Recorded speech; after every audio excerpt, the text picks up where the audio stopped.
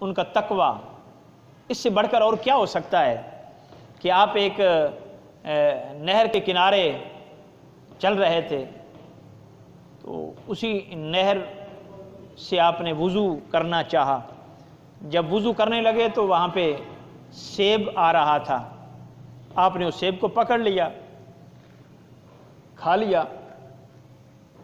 اور جب کھا لیا پھر خیال آیا کہ یہ جس مالک کا ہے میں نے اس مالک سے اجازت تو نہیں لی کھانے سے پہلے، میں نے یہ سیب بغیر اجازت کے کھا لیا۔ اگر قیامت کے دن مجھ سے پوچھا جائے گا کہ تو نے سیب کس سے پوچھ کر کھایا تھا، کیا تیرے لیے حلال تھا، میں کیا جواب دوں گا؟ پکڑ ہو جائے گی۔ تقوی کا یہ عالم تھا کہ معمولی سیب کھانے پر بھی شرمندہ ہیں، حالانکہ یہ بظاہر کو اتنا بڑا جرم نہیں، اور ہمارے نزدیک تو بالکل نہیں۔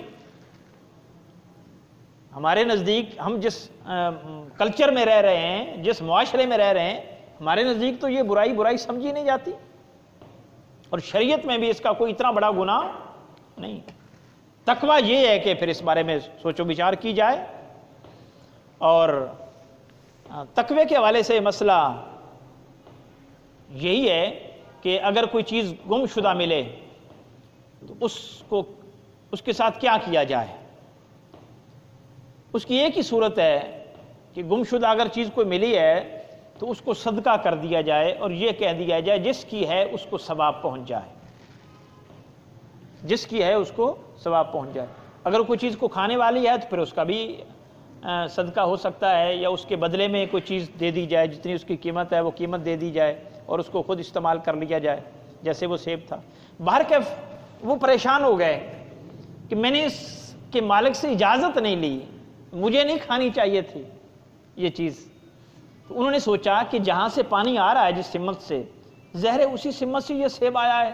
میں کوشش کرتا ہوں، کہیں لگتا ہے کہ نہر کے کنارے ہی باغ ہے اور وہاں سے گرا ہے سیب، کوشش کرتا ہوں اس مالک تک پہنچتا ہوں، اس سے معافی مانگتا ہوں، ممکن ہے وہ معاف کر دے اور قیامت کے دن اللہ میری پکڑ نہ کرے، وہ واپس چل پڑے۔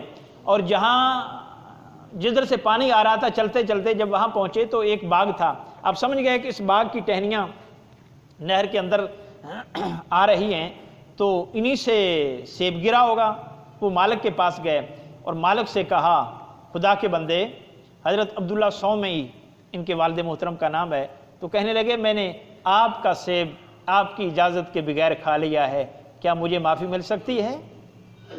جب اس مالک نے سنا تو اس کے پاؤں تلوں سے زمین نکل گئی، لرزہ بر اندام ہو گیا کہ یہ نوجوان ایسی بات کر رہا ہے، اس کو گناہ سمجھ رہا ہے اور اس پر شرمندہ ہے، اور اتنا سفر کر کے یہ واپس آیا ہے مجھ سے معافی مانگنے کے لیے۔ اس نے سمجھا یہ کوئی معمولی جوان نہیں ہے، اس کو آزمائیں۔ اس کے ذہن میں کوئی خاکہ ہوگا، کوئی خیال ہوگا۔ اس نے کہا بیٹا ہاں مل سکتی ہے، لیکن اس کے بدلے میں آپ کو میرے باغ کی گوڈی کرنا پڑے گی 12 سال، 12 سال گوڈی کرنا پڑے گی، میرے باغ کی رکھوالی کرنا پڑے گی۔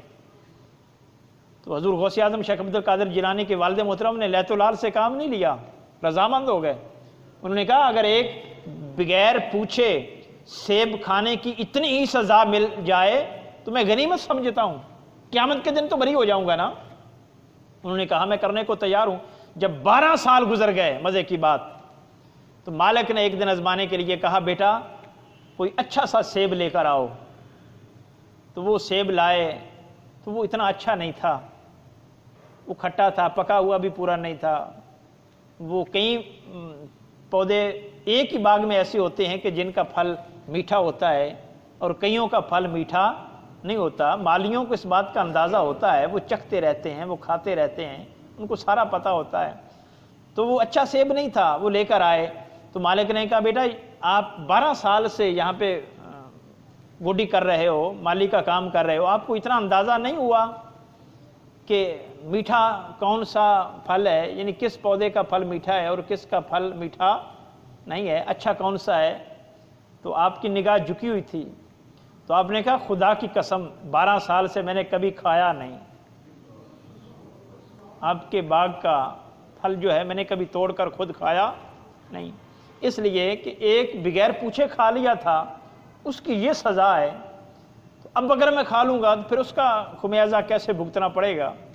تو یہ ہوا تو انہوں نے سینے سے لگا لیا۔ آپ نے کہا کہ حضور پھر اب معافی مل سکتی ہے، میں نے 12 سال نوکری کر لی، خدمت کر لی، گوڈی کر لی۔ انہوں نے کہا بیٹا نہیں، اب یہ ایک اور شرط ہے، اس کو پوری کرو گے تو پھر تمہیں معافی دوں گا۔ عرض کی حضور وہ شرط کیا ہے؟ انہوں نے کہا میری بیٹی ہے، آپ کو اس سے نکاح کرنا پڑے گا، لیکن اس کا حال یہ ہے کہ وہ آنکھوں سے نابینا ہے، وہ زبان سے گونگی ہے، کانوں سے بہری ہے، پاؤں سے اپاہج ہے، وہ چل نہیں سکتی، وہ چلتی نہیں۔ تو ایسی بچی ہے، آپ کو اس سے شادی کرنا ہوگی۔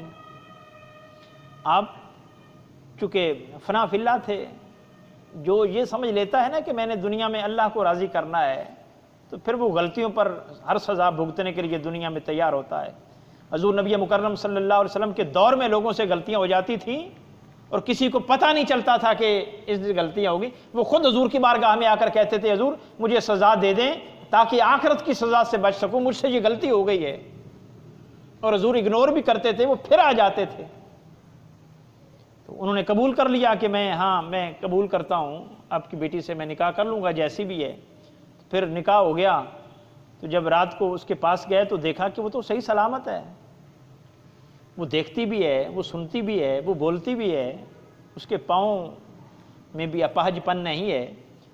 تو کمرے سے باہر نکلے اور ان سے کہا اپنے سسر سے کہ حضور وہ میں غلطی سے کسی اور کمرے میں چلا گیا ہوں، چونکہ انہی کے گھر اہتمام تھا، تو میری بیوی تو ایسے نہیں تھی جو آپ بتا رہے تھے، ان میں سے تو ایک بھی خوبی یا صفت یا مسئلہ ان میں نہیں پایا جاتا۔ وہ مسکرا پڑے۔ انہوں نے کہا بیٹا وہی آپ کی بیوی ہے۔ پھر آپ نے کیوں کہا تھا کہ وہ اندھی ہے؟ ہاں میں نے اس لیے کہا تھا کہ زندگی بھر ان کی نگاہ کسی غیر محرم پر نہیں پڑی، زندگی بھر نہیں پڑی۔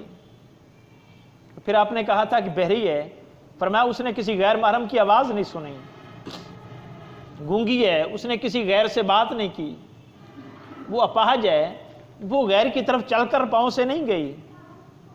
پھر ان سے نکاح ہو گیا اور ان کے پاس گئے، تو ان سے یہ والد ہیں اور وہ والدہ ہیں، پھر ان سے حضور غوث اعظم شیخ عبد القادر جیلانی پیدا ہوتے ہیں۔ مادر ولی زاد ہیں، مادر ولی زاد، پیدائشی ولی زاد ہیں۔ اور آپ سے کسی نے پوچھا آپ کو کب پتہ چلا کہ میں اللہ کا ولی ہوں؟ فرماتے ہیں بچپنا تھا، میں مدرسے جایا کرتا تھا، جہاں میں نے بیٹھنا ہوتا تھا غیب سے آواز آتی تھی دوستو جگہ خالی کر دو اللہ کا ولی آ رہا ہے۔